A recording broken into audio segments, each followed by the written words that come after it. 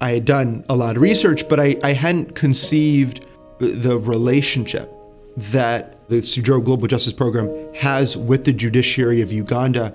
And when you realize the magnitude of that relationship, of what Pepperdine is doing there, it's not just some nonprofit work that some people have heard of. This is helping rebuild the judicial infrastructure of the entire country. A functioning justice system is really the foundation of a thriving community. And we believe that God designed people to flourish, right? Communities to flourish.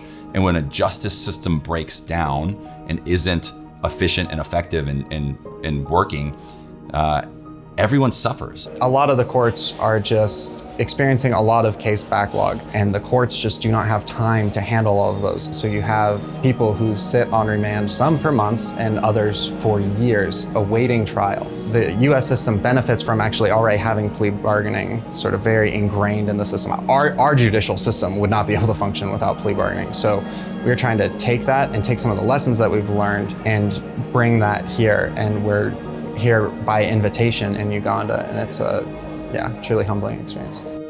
When we were just starting, we would have a handful of students go with us to do what we call a prison project and engage with the Ugandans in their goal of reducing case backlog and reducing overcrowding in prisons through this intervention of plea bargaining. This most recent trip, we had a first-time graduation ceremony that we put on for the Chief Justice and his cohort who graduated from our law school with a master's degree in dispute resolution. The next day we put on a 2-day conference in alternative dispute resolution, inviting all the Chief Justices of Africa, which is the first time that's ever happened in the history of Africa. Actually, ADR has been one of the pillars of justice administration in Ghana. At this conference, I had opportunity to hear presentations on plea bargaining, which more or less is the criminal aspect of ADR. I'm very familiar with ADR in the civil justice system, but hearing about it in the criminal justice system has really blown me away today. When the statistics were produced yesterday, it was an amazing experience that cases as many as 534 could be done within a week and cleared within a week. That is unheard of. And I think that plea bargaining can also help decongest our prisons and can also speed up justice in the criminal side. I have heard from many that they actually have some kind of law on ADR, on their books, in their constitutions, but it was just lying there. They were not applying it, and now that they have heard this in this conference, they are going to begin implementing it. It is catching fire not just in Uganda but across the continent. So Pepperdine, very, very big impact on Ugandan judiciary and now on Africa. Parallel track, we've got 40 people in a nearby prison in Kampala that are running a full prison project for 4 days, led by an entirely different team from Pepperdine. And then part of us split off and went over to Rwanda and spent a day with the Chief Justice there and advancing our projects. It was a little chaotic, trying to do all those things at one time, but they were all a great success, and it gave an opportunity for new people to step up and lead. So in the March 2024 trip, there were over 400 people waiting in prison that had never spoken to an attorney that received access to justice because we came.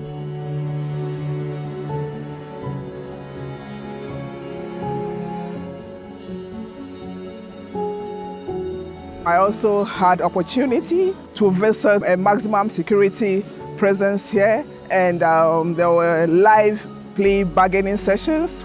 And so going back to Ghana, I'm going to recommend to the Chief Justice for us to also focus on plea bargaining, which will cater for the criminal aspect of ADR, so that we have a total benefits of ADR. Without ADR, we have noticed that our formal justice systems, made up largely of the courts, has failed us.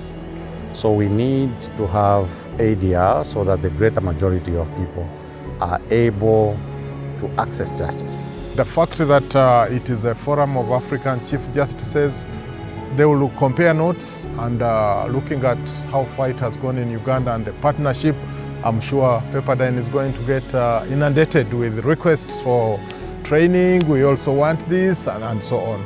It is a good thing and it can only grow bigger and better.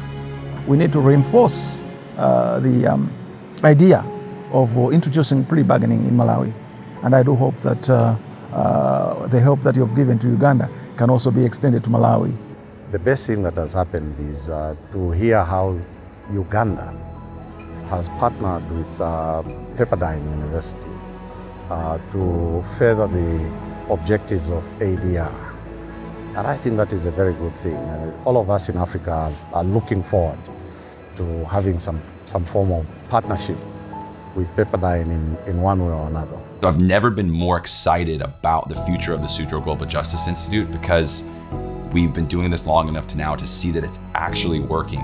Now that we have all these countries after this conference calling and saying, we want to talk about what this would look like in our country, I've never felt such optimism to say, this is a really big deal and we are just really privileged to be a part of it. When you go there and you learn the power of this program and of what Pepperdine is doing there, you kind of sit back in your chair and realize this is much bigger than us. This is bigger than Pepperdine, even though it is Pepperdine that's making it happen. This is really an act of God.